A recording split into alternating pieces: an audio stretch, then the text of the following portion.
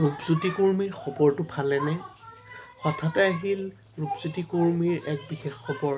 সকলো সবিশেষ জানিবলৈ অনুগ্ৰহ কৰি ভিডিঅ'টো প্ৰথমৰ পৰা শেষলৈকে অলপো স্কিপ নকৰাকৈ চাই থাকিব।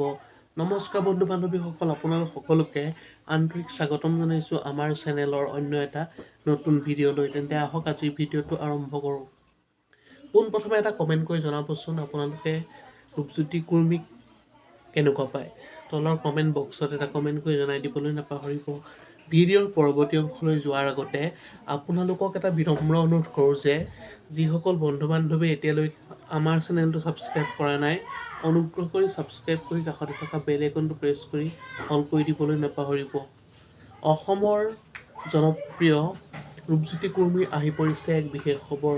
সকলো সবিশেষ আপোনালোকক জনাম, গতিকে ভিডিঅ'টো সম্পূৰ্ণৰূপে শেষলৈকে চাই থাকিব। পোনপ্ৰথমে আপোনালোকক এই খবৰ জনাবলৈ লৈছোঁ যে অসমৰ জনপ্ৰিয় ৰূপজ্যোতি কুৰ্মীয়ে নিৰ্বাচনী প্ৰচাৰ চলাই আছে আৰু নামঘৰত আশীৰ্বাদ লোৱা দেখা গৈছে। বন্ধু বান্ধৱীসকল, আজিলৈ আছিল ভিডিঅ'টো ইমানেই।